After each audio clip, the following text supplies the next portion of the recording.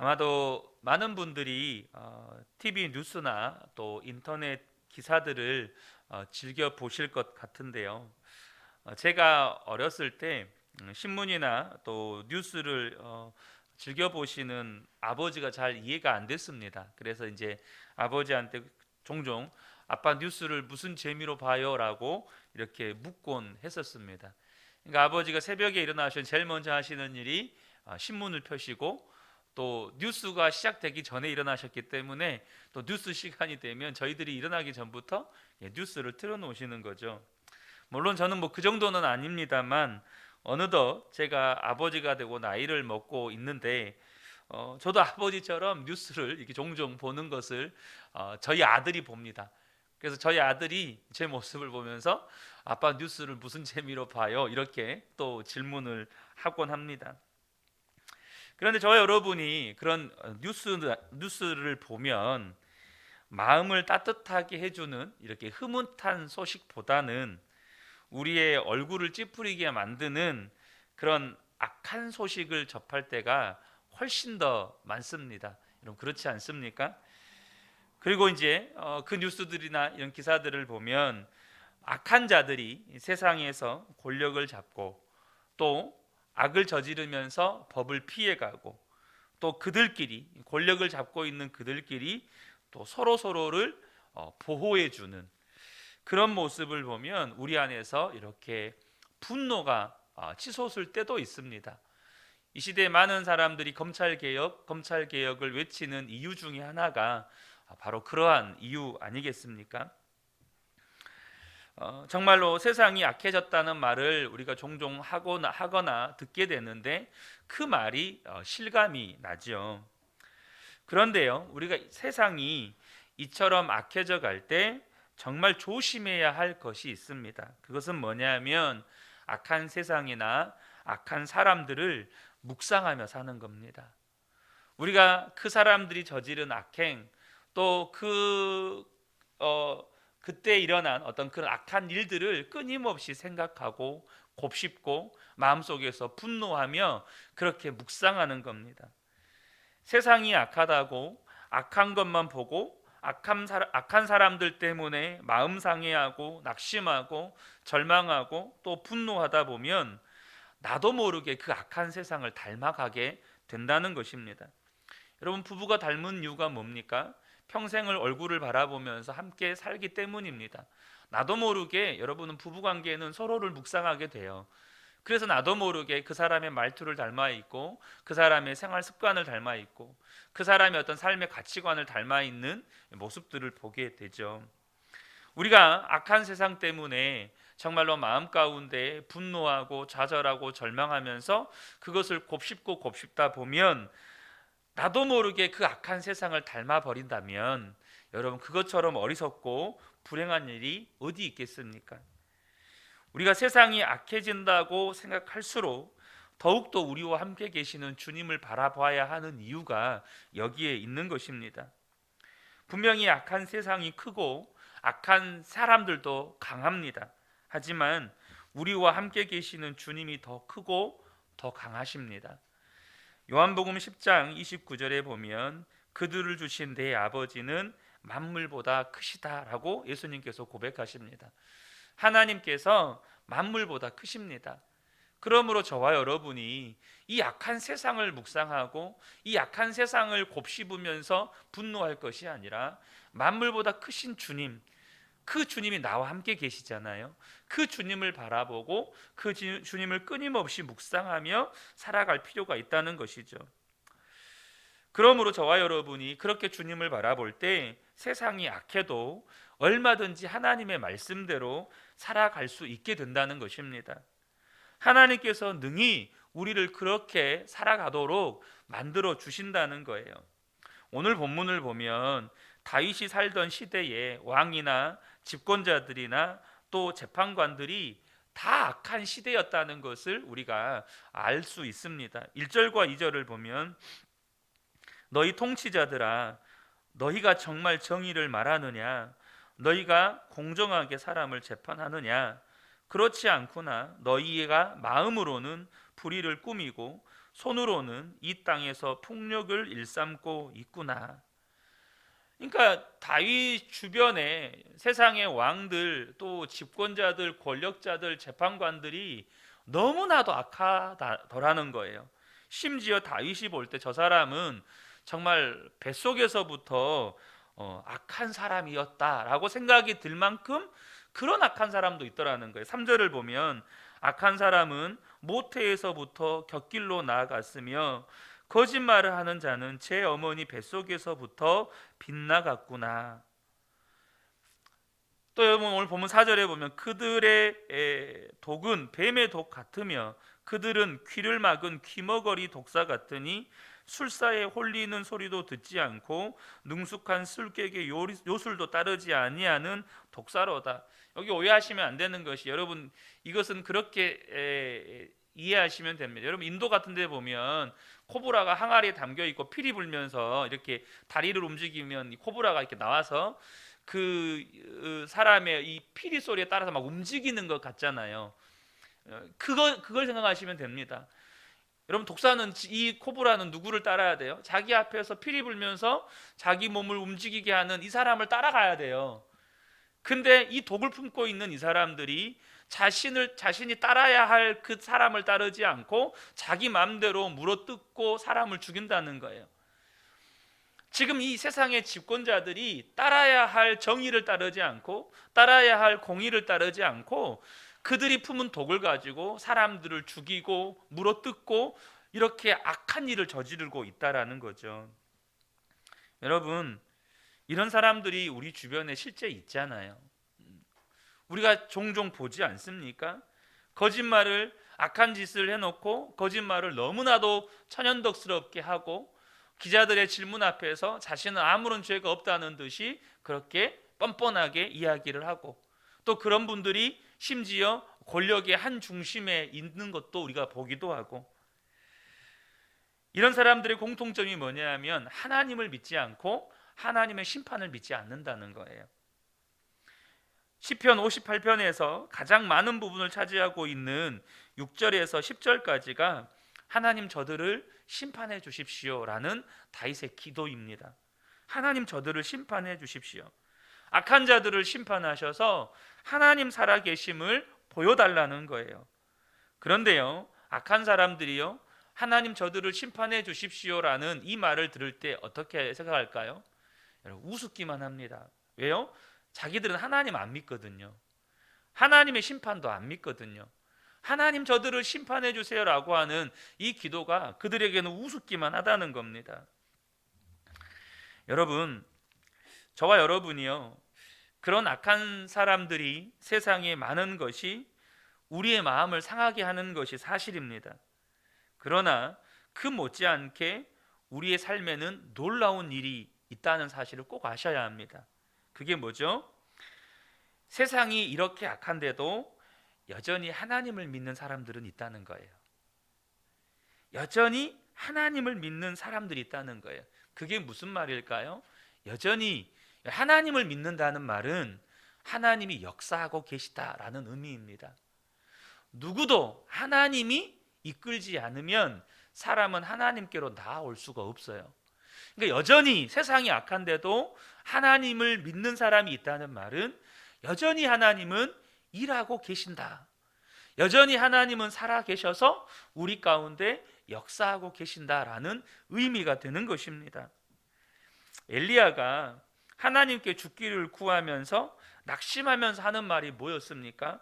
하나님, 저만 남았습니다 였습니다.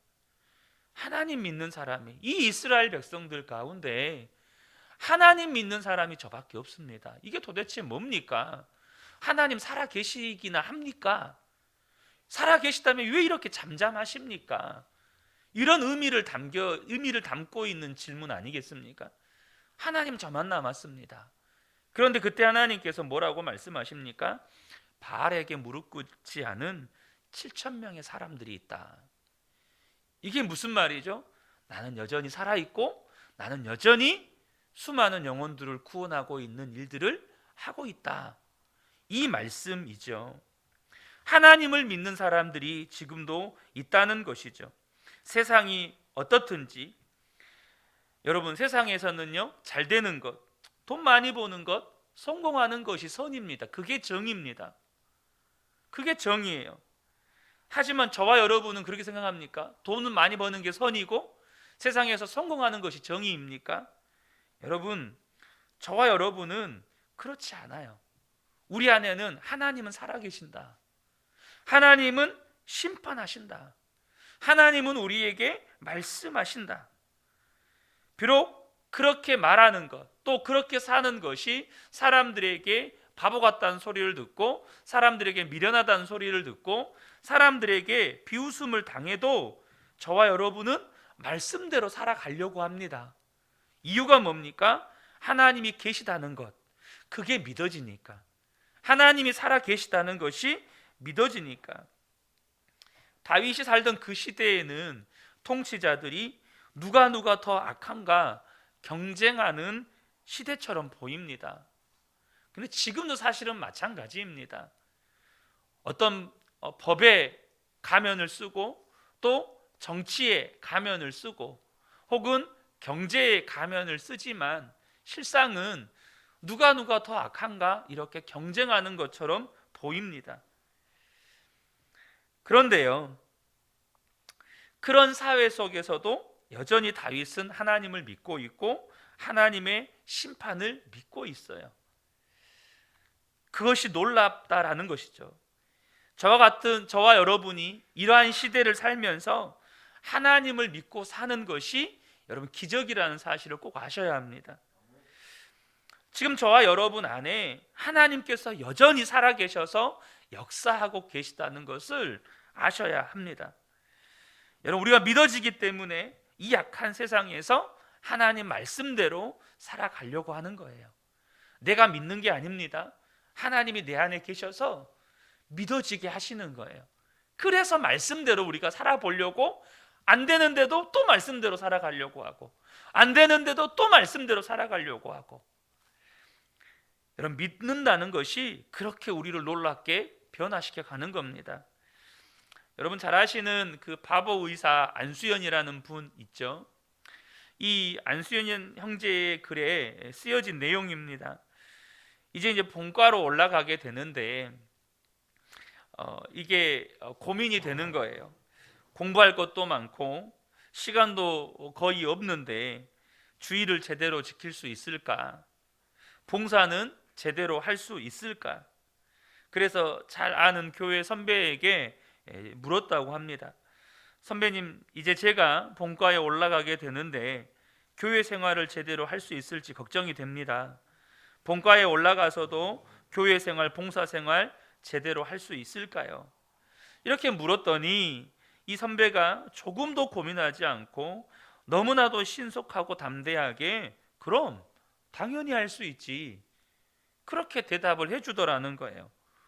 이렇게 간단히 대답할 문제인지 당황스럽기까지 했다고 합니다. 그런데 그 선배가 그렇게 단호하고 신속하고 담대하게 그럼 본과에 올라가서도 얼마든지 할 수 있지, 그렇게 말해준 것 때문에 얼마나 감사했는지 몰랐다는 거예요. 실제로 고민이 되고 갈등이 될 때도 있었지만 그 선배가 단호하게 말해준 것 때문에 인턴 과정이 끝날 때까지 딱 한 번 주의를 빠질 수밖에 없었던 그것 외에는, 그때 상황 외에는 한 번도 성가대나 소그룹 모임이나 주일 예배나 이런 걸 빠진 적이 없었다 그래요. 뭘 말씀드리려고 하냐면 믿음이 분명한 사람에게는 고민과 갈등이 별로 없다는 겁니다. 믿음이 분명하면 고민이 별로 없어요. 이거 어떻게 하지? 어떻게 하는 것이 믿는 성도의 삶일까? 이거는 좀 적당히 타협해야 되지 않을까? 이거는 적당히 좀 그렇게 사람들 눈치 봐가면서 좀 적당히 해야 되지 않을까? 믿음이 분명한 사람에게는 여러분 고민과 갈등이 별로 없다는 겁니다. 하나님이 믿어지니까 답이 너무나도 선명하게 보이기 때문이에요. 여러분, 믿어진다는 것이 너무나도 놀라운 겁니다. 악한 사람이 세상을 좌지우지하는 것 같아도 하나님이 믿어지는 사람 안에서는 하나님이 여전히 역사하고 계십니다. 그래서 저와 여러분 안에 수많은 사람들은 고민거리라고 말하죠. 근데 저와 여러분 안에는 그게 기도거리가 되는 거예요. 수많은 사람들은 그건 불평거리라고 말하는데 믿는 사람들 안에서는 그게 감사 제목이 되는 거예요. 수많은 사람들은 그게 절망할 이유가 되는데 믿는 사람들 앞에서는 하나님 앞에 엎드리는 이유가 되는 거예요. 우리가 꼭 기억해야 할 것은 사람은 믿는 대로 살게 된다는 겁니다. 하나님이 믿어지니까 말씀대로 사는 것이고, 하나님이 안 믿어지니까, 하나님의 심판이 안 믿어지니까 내 마음의 욕심대로 사는 겁니다. 욥의 아내가 욥이 이유를 알 수 없는 고난을 계속 당하는 것을 보다가 결국 믿음이 무너집니다. 그러면서 남편에게 당신이 믿는 하나님을 저주하고 차라리 죽으세요 라고 악담을 퍼붓고 떠납니다. 더 이상 하나님 살아계심이 안 믿어지는 거예요. 여러분, 그런 말을 들은 욥은 어떻게 합니까? 하나님을 저주할 수 없는 거예요. 하나님 저주하고 죽을 수 없는 거예요. 왜 그럴까요? 여전히 하나님 살아계시고 여전히 하나님이 모든 역사를 주관하고 계시다는 것이 믿어지니까. 그래서 아내에게 당신 진짜 어리석다. 주신 분도 하나님이시고 거두신 분도 하나님이신데 우리가 할 것은 찬양할 것밖에 없다. 그 고백이 나오는 거예요. 결국엔 무슨 차이죠? 믿음의 차이입니다. 스데반 집사가 돌에 맞아 죽을 때 예수님이 하나님 보좌 우편에 서서 일어서서 자신을 내려다보는 것이 영안이 열려서 보이니까 마지막으로 죽어가면서까지도 자신을 향하여 돌 던지는 자들을 위해서 기도하고 축복하다가 죽습니다. 그의 얼굴의 마지막 모습이 천사의 얼굴과 같았다고 성경은 기록합니다. 여러분, 믿어지는 사람은 세상이 감당을 못하는 겁니다. 다윗도 하나님이 정말 믿어지니까 다윗을 향한 질투에 미쳐서 완전히 날뛰는, 다윗을 죽이려고 완전히 날뛰는 사울 왕을 여러분 끝까지 대항하지 않습니다. 그리고 분명히 죽일 수 있는 기회, 복수할 수 있는 기회가 2번이나 있었음에도 불구하고 사울 왕을 손대지 않고 살려줍니다. 왜 그런 행동을 하죠? 이해가 되지 않잖아요. 그때 죽이면 여러분 우리가 믿는다고 하면서도 야, 복수 진짜 통쾌하다 이런 생각이 들지 않겠어요? 근데 하나님이 믿어지니까 굳이 내 힘으로 어떻게 할 생각이 안 드는 겁니다. 하나님이 믿어지니까 그 억울한 일 당해도 굳이 내가 어떻게 해야 될 이유를 못 느끼는 겁니다. 다윗이 11절에 이렇게 고백합니다. 그래서 사람들이 과연 의인이 열매를 맺는구나, 과연 이 땅을 심판하시는 하나님은 살아 계시는구나 하고 말하게 해주십시오. 이 다윗의 기도 안에 보면 분명한 믿음이 있습니다. 하나님이 모든 사람들을 심판하실 때 모든 사람들이 과연 의인은 열매를 맺고 과연 악인은 심판을 당하는구나, 하나님 살아계시는구나, 그때가 반드시 온다는 거예요. 그 날이 온다는 것을 믿는 믿음으로 이 기도를 하는 겁니다. 여러분, 저와 여러분이 꼭 아셔야 됩니다. 결국에는 모든 사람들이 하나님을 다 알고 믿게 될 때가 옵니다. 세상 모든 민족이 하나님을 다 알 때가 와요. 세상 모든 민족이 하나님을 이제는 믿을 수밖에 없을 때가 와요. 마태복음 24장 30절에 그때에 인자의 징조가 하늘에서 보이겠고 그때에 땅의 모든 족속들이 통곡하며 그들이 인자가 구름을 타고 능력과 큰 영광으로 오는 것을 보리라. 땅의 모든 족속이요 예수 그리스도께서 다시 오시는 것을 보게 됩니다. 그때는요 안 믿고 싶어도 진짜로 하나님 살아 계시는구나 이거 믿게 됩니다. 근데 그때 믿으면 늦습니다. 그때 믿는 건 기회가 없는 거예요. 여러분, 문제는 그렇게 모든 사람에게 드러나실 때 그 전에 세상에 악한 사람이 세력을 잡은 것과 악한 사람 마음대로 되는 그때에도 여전히 하나님이 믿어지는 것이 중요합니다. 바로 저와 여러분이 살아가는 지금 하나님이 믿어지는 게 중요해요. 반드시 그때가 와요. 모든 민족이 하나님을 인정할 수밖에 없는 때가 옵니다. 근데 그때 주님, 내가 이제 주님 믿겠습니다. 그때는 그게 의미가 없다는 거예요. 지금 믿어지는 게 중요해요. 여러분, 그러므로 저와 여러분이 중요한 것은 다윗은 그때 하나님을 믿었다는 거예요. 여전히 세상에 악인들이 득세하고 악인들이 성공하고 악인들이 모든 것을 권력을 사로잡아서 좌지우지하는 것 같은 그런 세상 속에 살면서 다윗이 하나님을 바라보고 믿고 살아갔다는 거예요. 하나님이 믿어지니까 이런 기도가 나오는 거죠. 사랑하는 성도 여러분, 우리 안에 믿음이 있습니다. 그러나 믿음의 용사가 되셔야 합니다. 세상이 만만치 않잖아요. 악한 사람들이 세력을 잡고 자기 마음대로 하는 이때에 진짜 저와 여러분이 믿음의 용사가 되셔야 돼요. 그렇지 않으면 나도 모르게 무너질 때가 와요. 어떻게 그런 믿음을 가지고 살아가는 겁니까? 여러분, 다윗이요, 그러한 상황 가운데에서 그 악한 것들을 바라보고 묵상하지 않고 언제나 그 만물보다 크신 주님을 바라봤어요. 여러분, 믿음의 용사가 되는 비결이 여기에 있습니다. 저와 여러분이 너무나도 자주 쉽게 악한 소식들, 악한 자들이 세력을 잡고 세상을 좌지우지하는 것 같은 악한 소식들을 들어요. 그때 그것을 묵상하고 그것 때문에 마음 상해하고 분노하고 좌절하는 게 아니라 내 안에 계시는 만물보다 크신 주님을 바라보고 그 주님 묵상하고 그 주님과 날마다 동행하며 살아가는 것이죠. 사랑하는 성도 여러분, 저와 여러분이 이 약한 세상을 살아감에도 불구하고 믿음의 용사로 세워져 가시기를 축복합니다. 주님 바라보고 오늘도 주님 묵상하고 주님이 인도하시는 대로 따라 살아가는 것입니다. 이 새벽에 함께 예배하는 모든 성도님들 가운데 이 믿음의 은혜가 충만하게 부어지시기를 예수님의 이름으로 축복합니다. 아멘.